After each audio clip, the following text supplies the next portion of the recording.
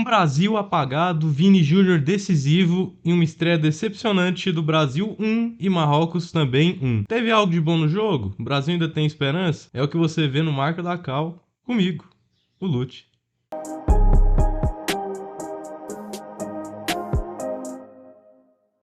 Fala galera, tudo tranquilo com vocês? Já estamos aqui com a escalação do Brasil para o jogo, mas antes de mais nada, já deixa o like para dar aquela fortalecida e se inscreve no canal para a gente criar aquela comunidade top aqui, beleza? Seguindo aqui, a gente já tem a escalação do Brasil, viemos com 3 surpresas, né, que a gente pode ressaltar, que é o Igor Thiago no ataque. Eu acho que a tentativa dele foi segurar mais os zagueiros, ter mais presença de área também. O que durante o jogo não funcionou muito bem, mas a gente vai falar isso mais pra frente. Ele vem com um Paquetá na direita, que foi algo que eu avisei que não era pra fazer, você gera muito espaço e perde profundidade. Não deu outra, o Brasil sofreu, o Brasil foi muito mal nesse lado, até ele trocar o lado e conseguir equilibrar mais o time. Além disso, a gente vem com Ibáñez na direita, que todo mundo achou que esse podia ser o Danilo, né? E o Douglas Santos na lateral esquerda, que poderia ser o Alexandre, né? Até fez um bom jogo o Douglas Santos, olhando do ponto de vista defensivo, né? E também não é um lateral de tantas subidas. E o que me preocupa nesse jogo é o Casemiro, viu? Casemiro foi muito mal, a ponto do Fabinho brigar seriamente para ser titular, viu? Enfim, agora vamos lá para a prancheta tática pra gente discorrer um pouco mais sobre o jogo. Já aqui com mais ou menos o desenho tático do jogo, o Brasil veio com 4-2-4 e o Marrocos 2-3-1, que é uma formação que eu gosto bastante. Formação que permite ser ofensivo, ter um bom sistema defensivo equilibrado. Diferente do 4-2-4, que ele é bem estranho. Mas falando aqui, o Brasil, ele basicamente veio com Paquetá na direita, né? Que na hora de defender vira um 4-4-2, com Rafinha fechando pela esquerda, Paquetá pela direita, fica Vini e Igor Thiago lá na frente. O problema disso aqui, quando a bola caía pra... Cadê a bola? O problema disso, que quando a bola caía aqui, vinha pra direita, o Paquetá tinha que segurar ela. O Ibáñez não é um lateral ofensivo, então, esse corredor aqui, basicamente, ninguém corre para a linha de fundo. Você perca de profundidade aqui, quase zero. Já o outro lado, a gente tem... Aí, o jogo ficou todo pendente pro outro lado. Um Vini, Rafinha, dependente da dobradinha, funcionar ainda, que não é algo que funcionou completamente. E toda vez que a bola tá do outro lado, o Paquetá caía para dentro, que é a movimentação normal dele. E o que gerava? Esse espaço aqui. Aí vinha os marroquinos ocupando esse espaço. Isso aconteceu o primeiro tempo todo, praticamente. Inclusive, o gol do Marrocos surgiu nisso, né? O Paquetá não conseguiu dominar. Eu acho que até pode se colocar na conta da falha dele, mas eu acho que não é a dele segurar essa bola tanto na lateral. O Paquetá, ele funciona muito mais nesse setor aqui, de meio mesmo, do que nessas laterais. Aqui ele quebra um galho, mas não é a dele. Aí, numa perca de bola, o Brahim acha o seu companheiro, que faz um golaço, né? Na saída do Alisson, que a gente vai falar depois também, né? Mas o Brasil sem muita alteração, marca 4-4-2, pressiona no 4-2-4, quer pressionar no 4-2-4. Um encosta no zagueiro, o outro no outro, Paquetá aqui e o Rafinha aqui. Apesar, e aí os volantes sobem também, né? Cada um encontra aqui. Apesar de que isso aqui não funciona muito, né? Porque o Brasil... Quer dizer, funciona. O problema é que o Brasil não conseguiu fazer isso. Brasil muito mal aqui para encaixar a pressão. Não conseguiu em momento algum do primeiro tempo. O segundo tempo melhorou um pouco, mas também não foi muito efetivo. Aí acontece no meio do jogo algo que eu venho falando há muito tempo, que é inverter o Paquetá para a esquerda e o Rafinha para a direita. Por quê? Porque quem é o atacante da direita é o Igor Thiago. Ele não traz profundidade. Ele não faz a ponta. Ele não faz esse trabalho de jogo. E o Paquetá, ele cai pra dentro. Então, basicamente, se o Paquetá caísse pra dentro, ia ficar isso aqui, ó. O Paquetá cai pra dentro e o Igor Thiago fica aqui, mais ou menos centralizado. Olha aqui o escorredor. Parabéns. Não adianta nada porque o Ibáñez não faz esse corredor. Aí o que temos aqui ainda? Quando você inverte o Rafinha com o Paquetá, o Rafinha, ele começa a te dar a profundidade desse lado de cá, começa a te reforçar esse lado, essa profundidade do outro time, por acaso haja contra-ataque, então fica um corredor mais equilibrado defensivamente. O Paquetá, quando ele cai pra dentro, o Casemiro pode cobrir ele, e o Vini, ele tá sempre nesse setor de ponta. Então ele cai pra ponta e a gente fica basicamente com 4-2-3-1, que foi o que aconteceu no primeiro tempo, no final do primeiro tempo. Eu não lembro agora se já tinha trocado quando saiu o gol do Vini, porque o Vini tirou um gol do absoluto nada, né? O Brasil tava muito mal, o Vini foi lá, bateu no peito e resolveu. Mas enfim, do Brasil foi mais ou menos isso, taticamente, tá? Eu acho que depois que o Paquetá inverteu com o Rafinha, o jogo encaixou muito, equilibrou muito do que já tava, né? Tava muito ruim, cara. Muito ruim. Inclusive, lembrou um pouco de Brasil e Alemanha 2014, o início do Brasil, que, meu Deus do céu, viu? Eu coloco a carga um pouco mental também, né? Porque estreia de Copa ali, jogadores parecem que estavam um pouco receosos, com medo. Mas depois foi entrando no jogo também, e com a inversão do Rafinha com o Paquetá, as coisas encaixaram mais. Sobre o Marrocos. O Marrocos me impressionou muito com a pressão que ele está fazendo, com a qualidade de toque de bola que eles tiveram. O Marrocos, ele pressionou com triângulos. O que é triângulos? Ao estar aqui, imagina isso aqui, ó. O 10 eles vai fechar.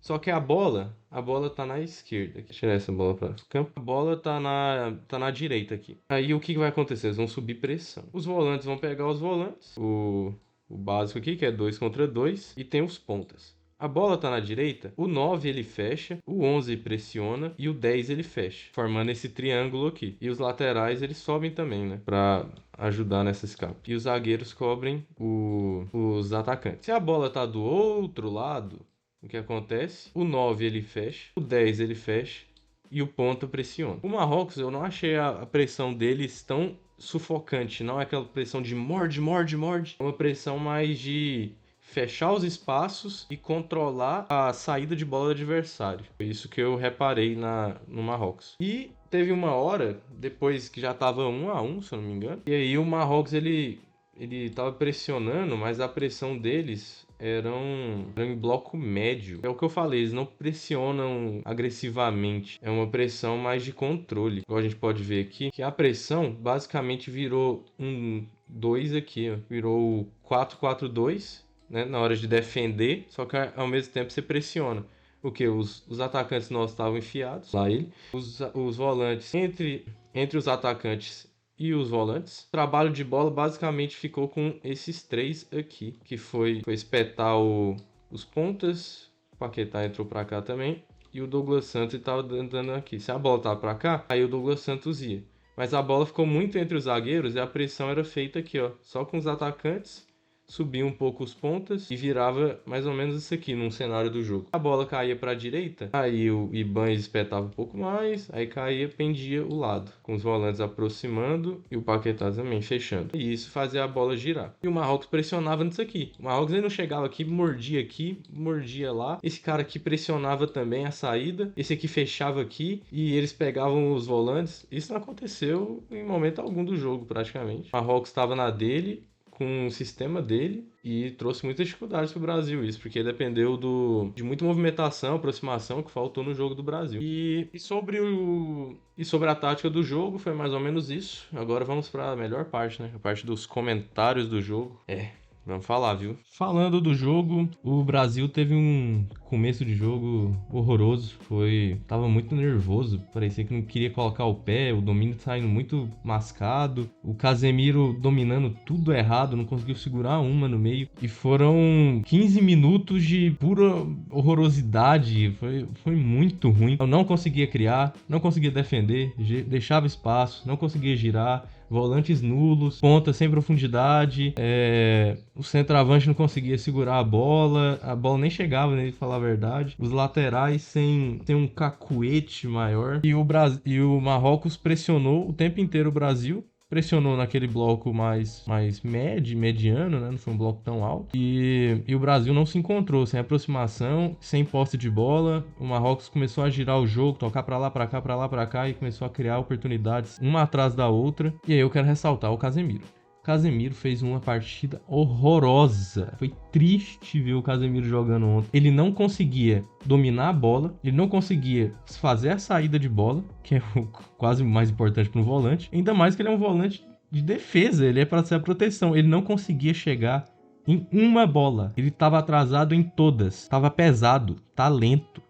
Tava muito ruim o Casemiro. Quando ele saiu, o Brasil melhorou. O Fabinho fez o que o Casemiro precisava fazer no jogo. Aí, aos 15 minutos, o Brasil entrou mais no jogo, começou a tocar um pouco mais a bola, mas mesmo assim, tava sem... Do meio campo pra frente não funcionou, tava sem aproximação, tava sem profundidade, não conseguia segurar, não conseguia uma tabela, uma triangulação, e nem sequer um cruzamento. Teve um cruzamento só que o Igor Thiago não conseguiu cabecear, mas fora isso foi muito pouco. O Paquetá tava com dificuldade de trabalhar e dominar a bola também na ponta direita. O Paquetá que pra mim fez um início de jogo ok, depois ele começou a errar muito e foi perdendo confiança na partida. E nenhum erro do Paquetá na ponta direita que ele não domina a bola, aí o futebol pune, né? A bola sai pro meio, o Brahim acha o centroavante e o centroavante faz um golaço. Que saída do Alisson foi essa? Eu não sou nenhum especialista de goleiro pra analisar a saída dele, mas me pareceu muito atrasado, cara. Foi impressionante. O Alisson que vive uma fase um tanto estranha, né?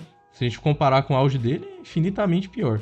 Mas a fase dele é uma fase que não tá perto de bom, cara. Tá uma fase ok pra baixo. Aí o Ancelotti me fez o favor e trocou o Rafinha com o Paquetá. Tá, isso melhorou o Brasil muito. Como eu falei antes, o Rafinha ele traz mais profundidade e ajuda mais no sistema defensivo jogando na direita. Na esquerda, porque o Paquetá funciona? Quando ele cai pro meio, o Vini ocupa o espaço dele, porque o Vini ele cai pra ponta. E isso faz o Brasil funcionar. Agora, se você deixa tudo torto pra esquerda e lá ele, e na direita fica um buraco, não adianta nada. Aí o Brasil ficou mais equilibrado com essa alteração e as coisas começaram a fluir um pouco mais. Eu tenho que falar, cara, o Vini é embaçado. Que jogador, mano. Ele tirou um gol do absoluto nada. Sabe o que é nada? O Brasil tava nada em campo. Era basicamente 11 contra 1, que só o Vini tava tentando alguma coisa. E olha lá ainda. Mas ele foi lá, dribla 1, dribla 2, e num passe meio estranho que o Bruno Guimarães fez uma boa partida ao todo, principalmente no segundo tempo. Ele acha um passe pro Vini ali entre linhas e o Vini cortou, caixa, decidiu. Se não fosse a tentativa do Vini, a gente teria perdido esse jogo. Porque o Brasil depois não criou muita coisa. Ou seja, é o que eu falei, o Vini ele tenta. Tem vezes que ele vai errar, tem vezes que ele vai acertar. Ainda bem que ele acertou dessa vez, mas, cara, ele pegou e chamou a responsabilidade pra ele. Isso a gente não pode deixar de pensar que ele não vai chamar a responsabilidade. Ele chamou a responsabilidade. Dessa vez, espero que chame mais nas próximas também. Esse é o Vini que a gente queria na seleção. Já o Magalhães, cara, falando do Magalhães, ele pra mim parece meio sem confiança, cara. Desde que ele errou o pênalti na final da Champions, talvez ele esteja um pouco sem confiança, tá um pouco abalado. Ele tava pegando alguns domínios fugia da perna dele, batia e perdia um pouco do controle, da coordenação. Isso eu acho que é um pouco de falta de confiança mesmo. E que, inclusive, eu tenho que falar que o Magalhães melhorou durante a partida, tá? Ele não foi um completo nada no jogo. Ele começou mal e foi melhorando, foi adquirindo confiança, né? É um zagueiro importante, tomara que ele recupere completamente confiança, porque a gente vai precisar muito dele nessa Copa. Mas aí também no primeiro tempo todo mundo foi mal, né? Não é só o Magalhães que foi mal, foi todo mundo. A defesa não tava passando confiança, o meio-campo tava inexistente e o ataque a bola não chegava no ataque e quando chegava também não era muito efetivo. Aí acabou o primeiro tempo com o Brasil fazendo um jogo equilibrado, parelho. Os jogadores se encontraram mais. O Paquetá parece ter se achado mais na esquerda, como a gente falou. E o Paquetá, como terceiro homem de meio campo na fase ofensiva, ele se encontra muito bem. Ele consegue achar oportunidades pro Brasil. Aí no segundo tempo, cara. Segundo tempo já começou com Danilo entrando na lateral, no lugar do Ibañez, que estava amarelado, e o Fabinho no lugar do Casemiro, que estava amarelado também. E entrou muito bem o Fabinho, cara. O Fabinho, ele chegava em todas. O Fabinho, ele não fez algo extraordinário, mas ele fez o que a gente precisava. Ele se impôs no meio-campo, ele fazia as faltas quando era pra fazer, e eram faltas que não eram pra cartão. Ele colocava em posição em cima dos adversários. Teve uma hora lá que ele fez a falta, pegou e chutou, deu uns toquinhos pra bola na lateral pra impedir o recomeço. Isso faz diferença, cara. Faz diferença. Então, ressaltar que o Fabinho, pra mim, com essa partida, não é loucura mais tirar o Casemiro e colocar o Fabinho como titular, tá? Isso tem que ser debatido. E o Danilo entrou na lateral direita e mostrou por que a experiência conta, cara. O Danilo, ele não fez nada extraordinário, mas ele fez o básico. Defendeu bem, bola de cabeça, ele tira. Quando precisa sair da pressão, ele sabe sair. Ele não tremeu. jogou consciente e às vezes até tabelou, até avançou. Me surpreendeu às vezes que ele deu profundidade na lateral, na ponta direita, passando, que ele não precisa fazer isso nessa idade mais, cara. Não tem como cobrar dele isso. Isso aí, se for, é um extra. Pra mim, o que eu quero do Danilo é que ele seja bem defensivamente. Aí vamos falar do jogo do Paquetá no segundo tempo, cara, que pra mim, aquele é o Paquetá que a gente precisa.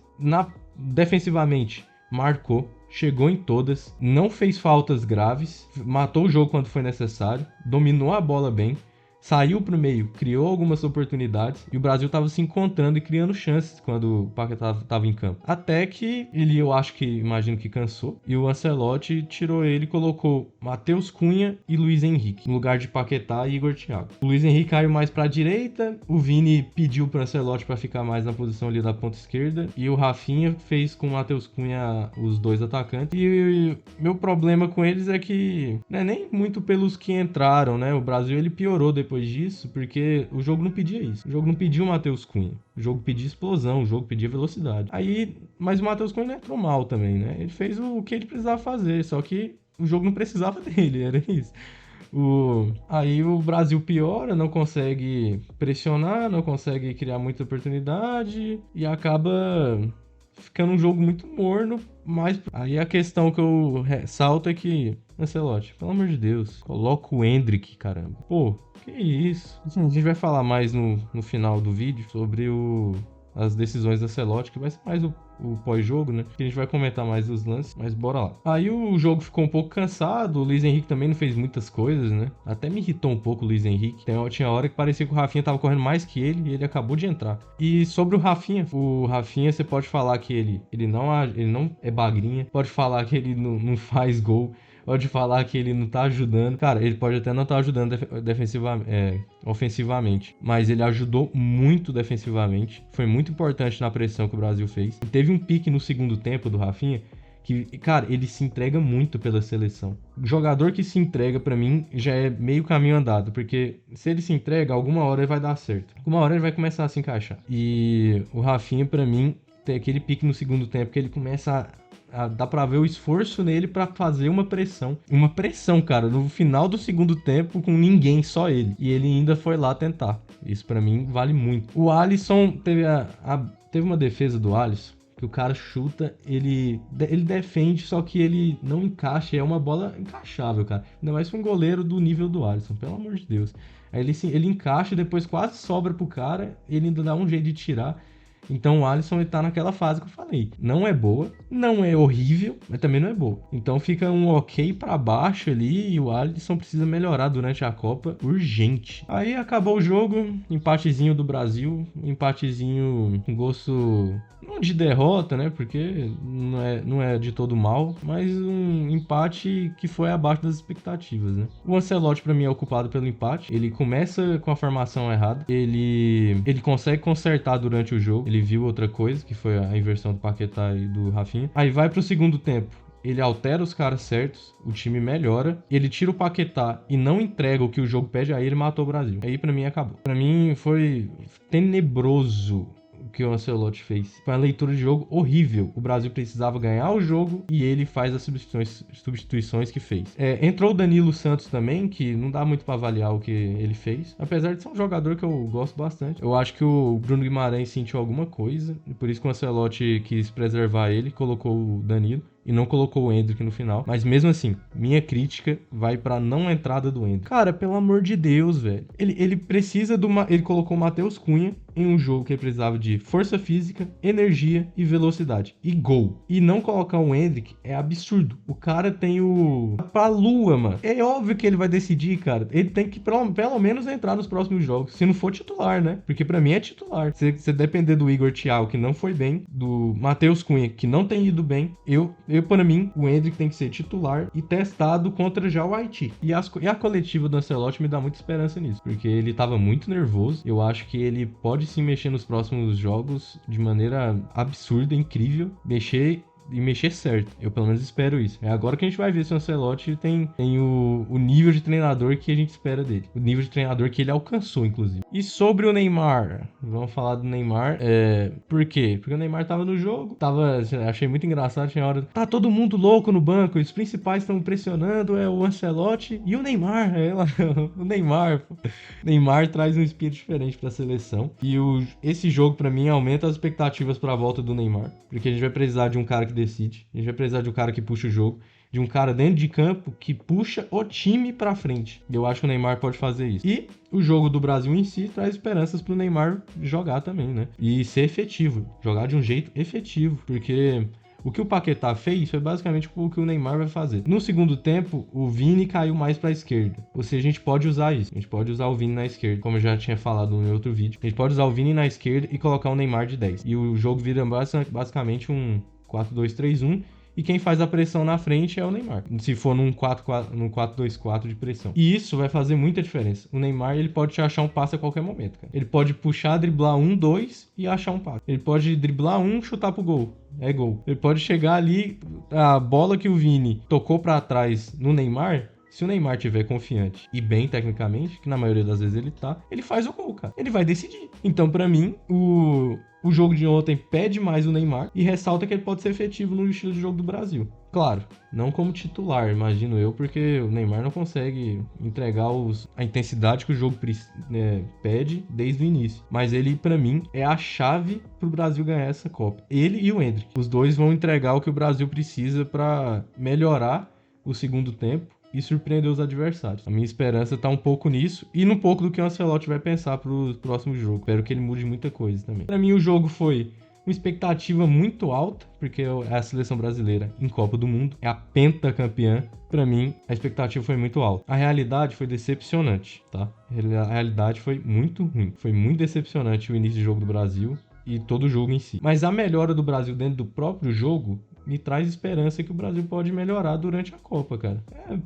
Se a Argentina perdeu o primeiro jogo em 22 e depois bateu campeã. O Brasil, se ele empatou esse jogo agora, próximo jogo ele pode encontrar mais alternativas contra o Haiti, ganha o jogo. Ganha contra a Escócia, começa a encontrar o time e vai ganhando casca durante a eliminatória. E isso é muito importante. A chance do Brasil, pra mim, tá nisso. A gente vai depender de uma melhora durante a Copa, porque o que o Brasil tem entregado realmente é abaixo. E se você acompanhou até aqui, cara, já comenta aí o que você quer dos próximos conteúdos, o que você achou também, deixa sua opinião, quero falar com vocês também, a gente discutir um pouco. Mas é isso, aí sexta-feira vai ter vídeo novo, sexta não, né? Sexta é o jogo, sábado tem um vídeo novo, e é isso, valeu galera, falou e tchau.